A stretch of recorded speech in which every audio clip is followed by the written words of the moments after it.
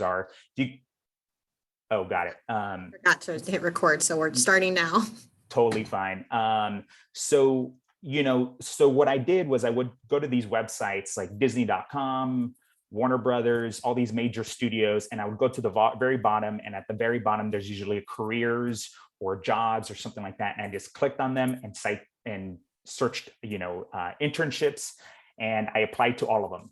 And surprisingly, one of them hit me up, and it was Sony Pictures, and they're like, "Hey, we are looking for internships. We would love for you to come and interview." So that's kind of how I got my start. It was just a kind of like, you would call it luck, you would call whatever you want to call it, but I just, was just like, all right, I don't have any connections. I'm just going to start emailing, or not texting, I'm sorry, just messaging or finding ways to get myself connected.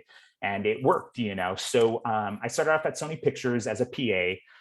Eventually, I moved to a post-production assistant in an HBO show called Big Love. After that, doing a few years of post-production assisting, and it's kind of like grunt work. I'm not going to sugarcoat it. It's like, okay, I'm going to go pick up. I got to go drive to Hollywood and pick up, hard drives so that everybody else is working. So it was just me kind of like picking up, hard drives, delivering things, whenever a cut was done and a producer wanted to see it. Back in the day, there wasn't streaming, so we had to deliver the DVD by hand. So it's just me getting my car, driving for 3 hours, and that's exaggerating. Sorry, it's about an hour, to get to a producer's house, dropping it in their mailbox, and that was kind of my job in the beginning as a production assistant. And then eventually, the next step, because I always wanted to be an editor, was assistant editing. So that's kind of like the assistant editor is kind of in charge of all the media. Like they're kind of like the organizer. They're the ones that kind of like the editor's right-hand man or right-hand woman. So, they're in charge of gathering all the media, organizing it so that it's easy to search for. So like, oh, here's The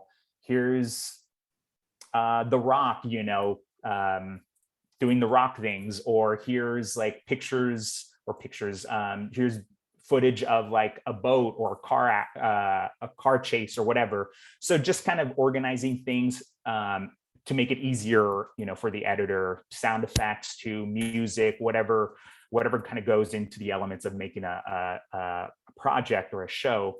That was kind of the assistant editor's job. So I did that for about 7 years, and I was kind of all over the place. So I started off in Nickelodeon.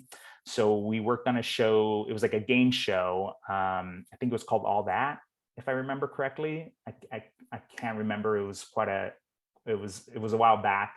Eventually, I went to reality TV, which I stayed at for the most of my time in reality as an assistant editor.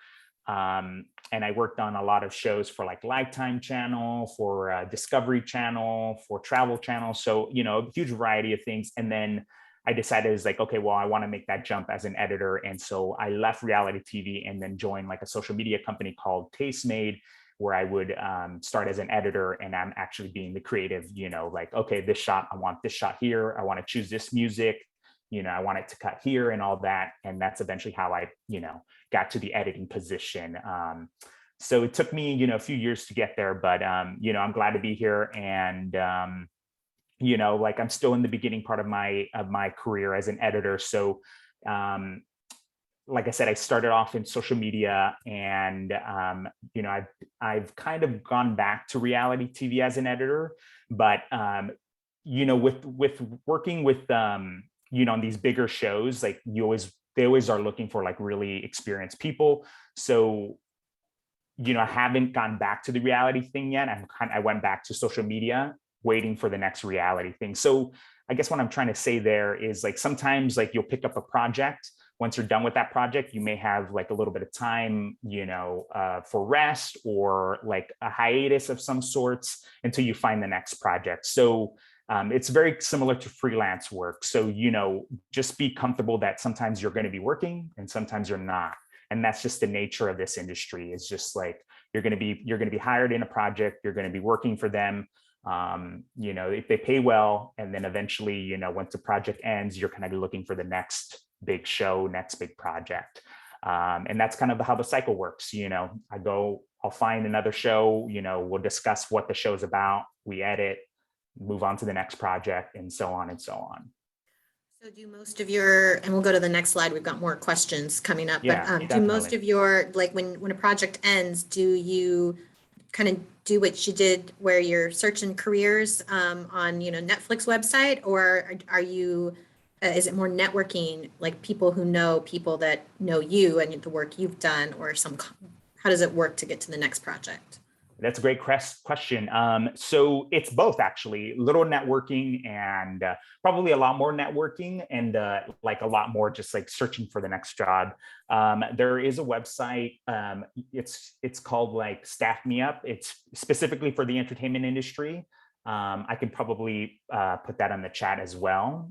But like, this is a great way of like even finding an internship nowadays. It's pretty rare, but I would still probably go with the method that I kind of use, was just kind of like just reaching out, or like going to all these studios. If there's like a movie studio that you really enjoy, or like a company you really enjoy, just go to their website. You'll be surprised that you might be able to find like career opportunities there in their website. But yeah, like networking is a huge part of it.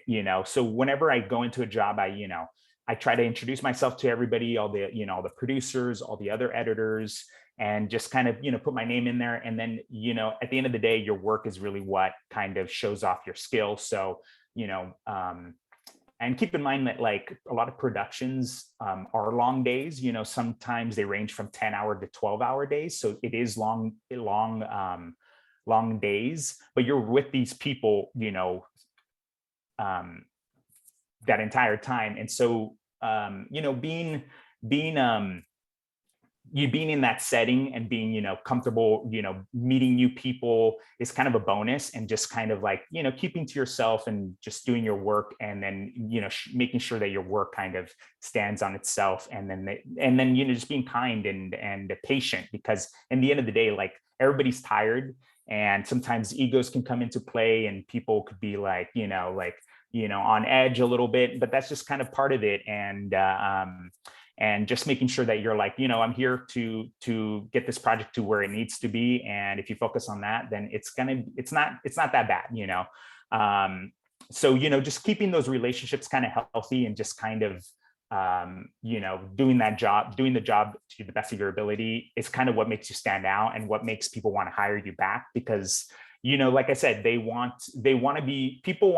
producers, directors want to be around people that they feel comfortable with, especially essentially if you're going in and you're like in a bad mood, and you're like, oh, I'll have to work another 10-hour day, people are not going to want to hire you back, because it's just like, well, that guy's complaining all the time.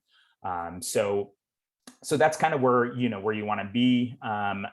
You want to make sure that the people that you meet, that you have a bond with, you don't have to talk about movies. You can talk about whatever you want to talk about, but just making sure you connect with those people, because they will be your lifeline later on in your career. And I've had a few opportunities because of those connections. So, those are good to have. But aside from that, going to the website I mentioned, staffmeup.com, and just kind of applying to jobs, and just being open to open to learning, and being in new like settings is really what the best advice I can give anybody that's getting into the industry.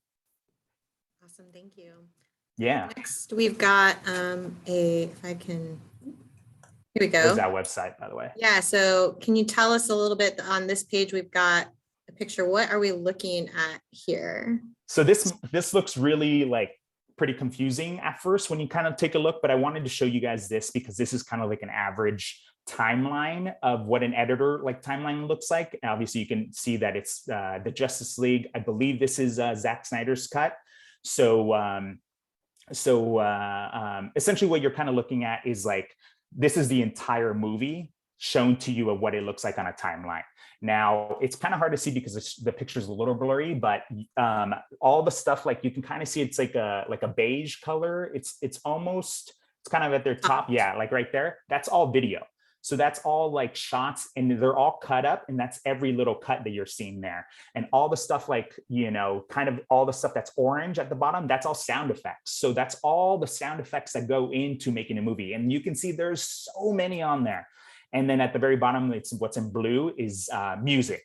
So those are the three elements. You have your video, obviously you have sound that, whatever the actors say and whatever, is going on screen. And then you have the sound effects that like make sure that gives that, that video life and gives it like reality. And then you have the music to kind of convey, whatever emotion it's trying to do. So that's what an average kind of timeline kind of looks like. What I wanted to show you at the very top, this is kind of, just so you guys are, so I just don't forget about it. But the very top of the timeline, that's usually kind of graphics or like special effects or even notes from producers or directors. So, all that stuff at the top. So it's just a good way to kind of, I like to show this because it shows how much energy and how many things it takes to make a movie. And like I said, like there are so many sound effects. Just looking at that, it hurts my head just kind of looking at that. But that's just probably about 3 or 4 months of work of just people just placing sound effects, placing shots wherever they need to go, making sure the music's where it needs to be, and just kind of creating this this spectacle of a show to to audiences, and so that people could enjoy it and whatnot. So and there's there is other timelines, like you don't have to look at this one specifically, but like if you want to see a different kind of timeline, I would recommend searching for Avid timelines. Now you asked me this question earlier, Megan, about other programs that we use. I did mention Resolve because it's free, but Adobe Premiere is, unfortunately, it's not free, but that's another big one. And then Avid Media Composer is the industry standard. So that's the biggest one. That's usually what all the movies and all the big TV shows cut on. Those are the big software, for editing that people that people use or editors use to cut. So yeah, this Teach you that in college? Sorry. Do you learn that one when you go to school for being a video editor? I did, yes. So I was taught Avid because that's the standard in the industry. I was taught Avid at Cal State Northridge, pardon me. And but honestly, like, and you can probably download the trial version of Avid. It's a little more, I think you get like a week for free, I believe. It's a little more, it seems very intimidating because it's like, I mean, it's meant for professionals, right? So I probably wouldn't recommend trying that out first, but just know that that's like the industry standard, I guess. But Adobe Premiere, I'm sure you can also get a trial version. That's much easier to kind of like get into and kind of get your feet wet. And then the nice thing too is when you learn one, the other ones kind of become easier too, because it's the same kind of setup. It's the same kind of ways to kind of to edit. It's very similar, but Avid is a little more like it's a little more technical, I guess, just to make sure that everything is precise and everything's a little more, I don't know, more of a tool for the editor, I guess. So I totally blanked out. I'm sorry. No, that's great. You're doing great. All right. So I'm going to move on to, let's talk a little bit about grit. We're going to talk about some examples. You kind of already brought up grit. You mentioned when you were just out of college and you said that you just went to websites over and over, and put your name out there. And I think that sounds very gritty to me, showing perseverance and not giving up. So the next couple of questions, these are some questions that our character ed students from the Pasadena location wrote up. So what motivates you and what do you do when you want to give up? What was your hardest professional obstacle to overcome? And can you give an example of a time in your life when you had to show grit on the job? Those are all great questions. So, I mean, the motivate part, that's kind of easy for me. I've like always had a passion for movies, for TV. So like I knew I wanted to, work on them, but I didn't really know what exactly. And what I was mentioning before, like if you're a creative person and you enjoy being creative and you want to be creative in the entertainment industry or in movies, TV or whatever, then you will probably find a job that like kind of fits your creativity personality, I guess.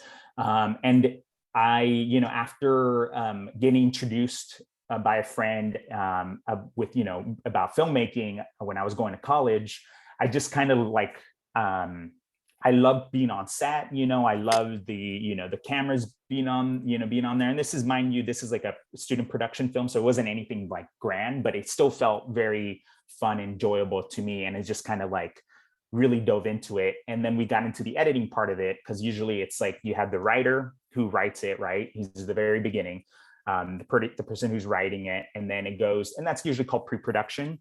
And that's like, then they get, okay, who's going to direct it? Who's going to help produce it? Producers are like kind of like the boss person. They are like, okay, well, we need to call this, we need to borrow a camera from this person. We need to hire this person to do the audio. We need to, so the producer's kind of in charge of the whole grand scale of the movie or TV show.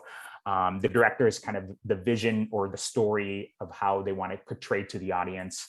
And so I kind of saw all those aspects.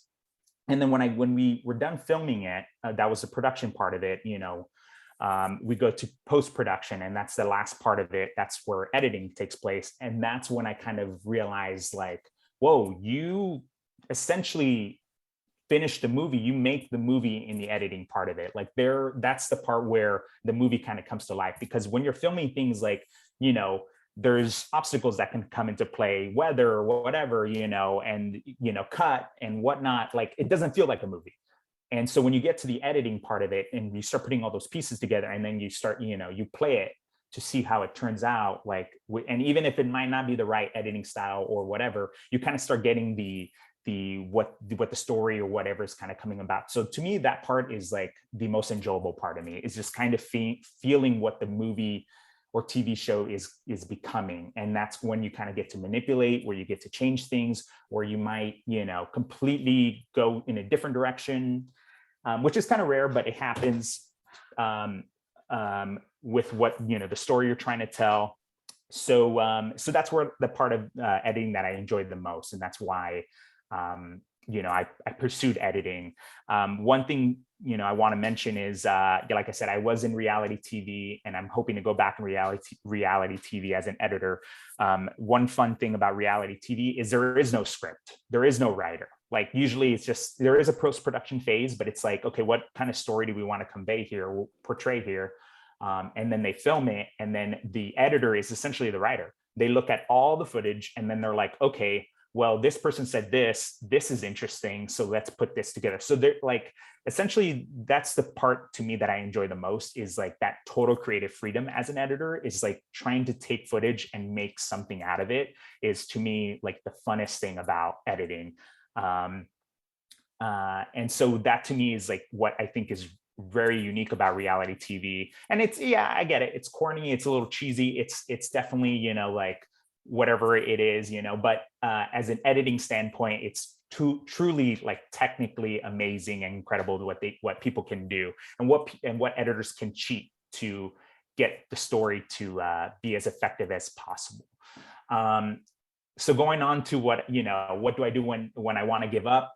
There's so many times. I mean, you guys, like, you're going to make mistakes. It's prone to happen. Especially working these long hours, you're going to make mistakes. If you own up to your mistake, you're going to be cool. Like people are going to, people are going to catch your mistakes. Sometimes people might not, but like if they catch you, just be like, you know what, I'm sorry. I'm try not to give an excuse or anything. Just try to play it off. I mean, there are like the long hours, like are definitely times where I'm just like, I don't know, do I really want to do this? It's like, I'm working like midnight sometimes, and like, oh, this person needs the cut right now. But just, the big aspect of it, the most rewarding part is like when somebody watches your cut, or when when it gets, finally showed to everybody, everybody in the world, and people are like enjoying it and have nice things to say about it, like that's the most rewarding part of it. And then you realize like this is why I'm doing it. This is the art form that I chose to do, and this is why I love doing it. So there's plenty of moments that you're gonna find yourself like, oh, man, I kind of want to give up, like these days are long, or this guy is kind of, he's just very difficult to work with, but just trying to put that aside, and the bigger picture of like, this is the project that you are working on and that you want to do and make the best of, like, just kind of keeping yourself in the big picture is the best advice I can kind of give you. Because like in the end, it's like it's part of your artwork as well. Even though it's directed by whoever or shot by whoever, it's also it's kind of like your baby too. So take that. You should be very prideful about that, and and happy and excited about it too.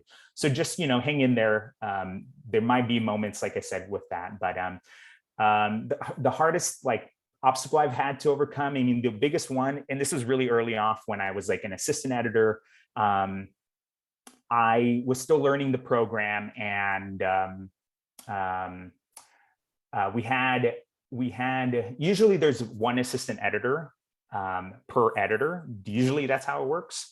But a lot of times with budget, they tried to, the industry will try to find little loopholes so that, so it was me, I was the assistant editor to about 7 editors. So I had my hands full, and I was definitely overworked, but it was one of my first opportunities. So I didn't complain. I just kind of, stuck with it. But one of the mistakes I did was I accidentally deleted almost all of the B-roll, and B-roll is like side shots of like, of like a car or a plant or, of nature or the city or whatever. It's just kind of, B-roll shots are just kind of like random shots that, like kind of background shots that kind of like help transition to the next scene or the next part of the story or whatever. So, I accidentally deleted all of that because I was just not, I was overworked, tired, no real excuse, but I owned up to it. I apologized. I stayed late that night to try to recover all that stuff, which I was successful at doing. And just, just kind of being in that mindset. And I totally felt bad. Right. But just being in that mindset of just like, I want to fix this thing that I did. By the next day, I've earned, even though all the editors were really upset with me, I earned the respect by fixing it the next day. And like, thankfully we didn't lose like a ton of time getting it kind of back to order. And it was a good experience after that, because I think they realized like, oh, he made a mistake, he owned up to it, and he fixed it. And so, like this guy is all right in my book, I guess. So, that was probably one of the most difficult things that has happened in my career. There's countless others, not as big as that one, but like I said, you're going to make mistakes. It happens. And it's very normal, especially when you're working long hours, and just being cool and collective, and owning up to your mistake, I think is like the best thing you can do. Can you give an example of time when you had to show grit? I mean, the other times, I mean, sorry, but I was going to say, if you have another one, we'd love to hear it. I mean, there's other times, like I was mentioning, you're going to work with big egos, people that had generations, like their grandfathers been in the industry, and usually they're, big headed. And that's just unfortunately part of the industry, just staying cool and collective whenever things get, kind of, people show their true colors when they're tired, right? And especially when, I wouldn't say their own money's on the line, but especially when they have their own producers or own, things that they have to accomplish. And so they're relying on you, and, things will happen, right? Like there would be delays, because computers are computers. They might crash. There might be other issues that come along the way, and it's just part of what happens. And so just staying calm and just being, patient. And people, those people with big egos could yell. Just know that, like, in the end of the day, they might be yelling at you, but really it's just like they're releasing their own things. And obviously, like, have respect for yourself. If they're really going at you, just like, hey, I don't appreciate that. But just being cool and collective and not, raising your voice or creating more of an uncomfortable situation. Like, you definitely don't want to be there. You want to be a team player, and that stuff, that's what shows grit, and then what kind of shows people that want to hire you and be like, oh, you know what, after that, so much pressure from the last show, like, I want to hire this person back, because I know, like, when crap hits the fan, like, this person keeps their cool, and that's somebody I want to work with. Cool, thank you. All right, I'm going to stop sharing, and I just want to give the students an opportunity to unmute themselves and ask questions, or you guys can drop questions in the chat. And we just got word, thanks Luis, we just got word the Navy was supposed to be here at 11. They were not able to come, but they should be coming at 2 o'clock. So if you guys want to stick around afterwards and come right into the next chat, we will have the Navy. But before that, do we have any questions for Oscar? Thank you so much, Oscar. Yeah. Students, if you want to drop any questions in the chat or unmute yourself, even come on camera and ask Oscar anything that we didn't cover, we got about 10 minutes. It's okay to be shy. How was that good, huh? Just kidding. Covered it all. No, I ramble sometimes. So thanks Very everybody thorough. For being patient with me, guys. Question from Daisy Hernandez. What did you study at community college and at CSUN? What were your majors for both? That's a good question. When I went to community college, I didn't really know where, like, I kind of wanted to go. So I kind of took the basics. So, the basic math, English, all that stuff to kind of get that out of the way. And then hopefully with my friends and, whatever kind of like the interest that was kind of coming, through. I will say that I did want to work in the industry, but I didn't really know what exactly I wanted to do. Like, the movie that kind of inspired me was Lord of the Rings. Like, when I was a kid and I watched that, I was just amazed by it. And I thought it was like, wow, this is incredible. So I think initially at first I wanted to be in like CGI, like do computer graphics and do all that stuff. And then I realized, it's like, I don't know, do I want to sit in front of a computer for 10, 12 hours a day? And ironically, I chose editing, which is the exact same thing. But so like, I essentially, in the beginning of community college, I started like all the basic stuff that I needed to get through. And then when I found my passion in filmmaking, and then eventually was in editing, I learned, like, I took all the editing classes I could at my community college until, I did all of them.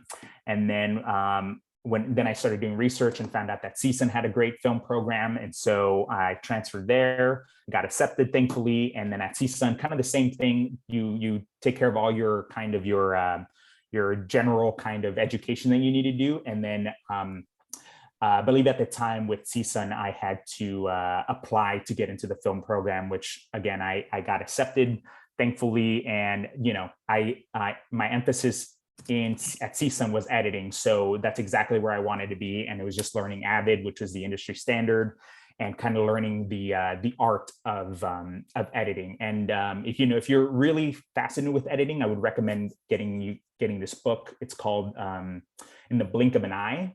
That's a great editing book. It kind of teaches you the art form of editing and how much editing has evolved in the last 40 years in cinema, but also kind of giving you like how editing kind of works and why it's kind of like editing is kind of like an invisible art form. Because if you're making a movie, if you're doing a movie and like nobody notices the editing, that's usually what happens. That's good. That's what people, that's what you want. You don't want anybody to notice the editing. Now, sometimes movies like that have very like big moments, like have like really like some really cool editing, so it just kind of depends on what kind of style you're what you want to do and whatnot.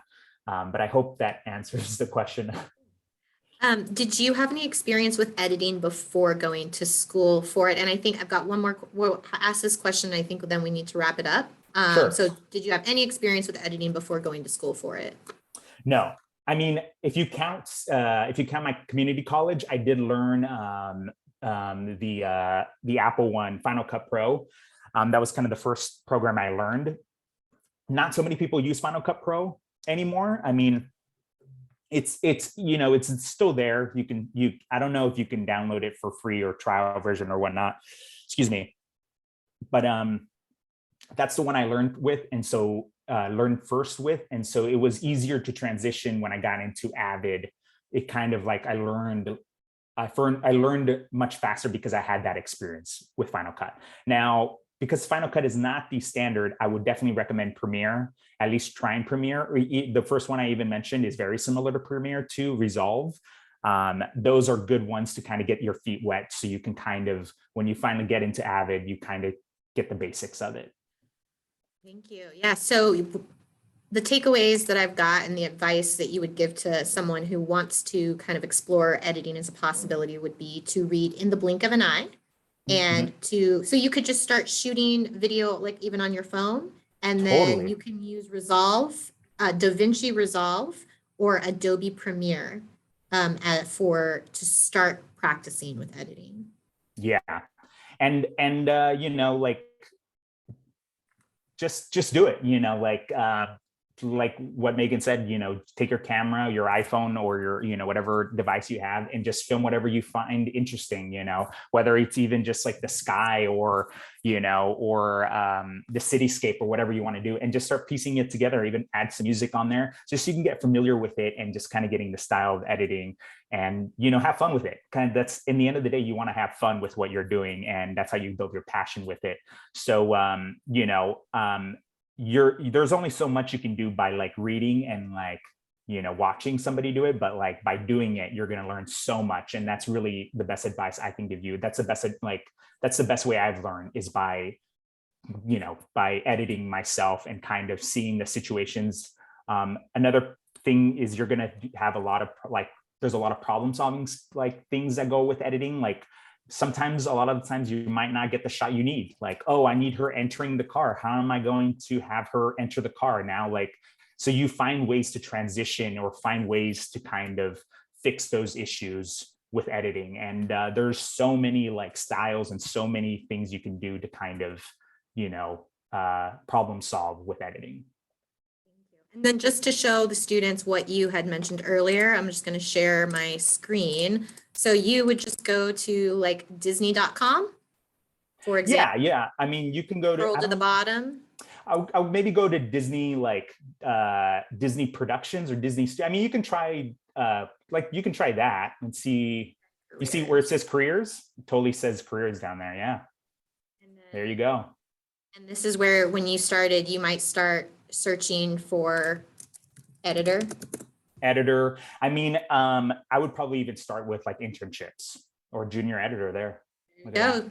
Maybe this is what you're applying for. Senior editor after we get off this call. Yeah.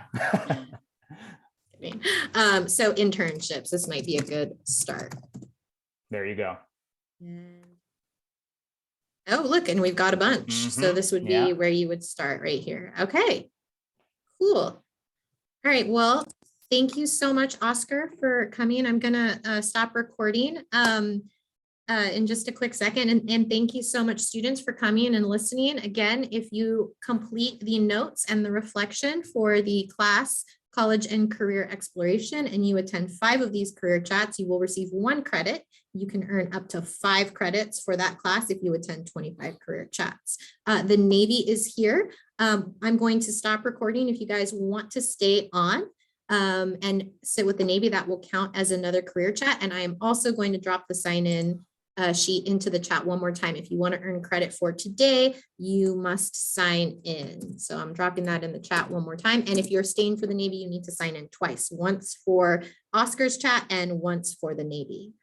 Thank you so much. I'm just going to say, I know everyone's off camera, but if everyone could just give Oscar a round of applause where you are at home, we really appreciate it. Thanks, everybody. And you have a good day, Oscar. Thanks, you too, guys. Yeah, my pleasure. Have a good one, guys. Good luck.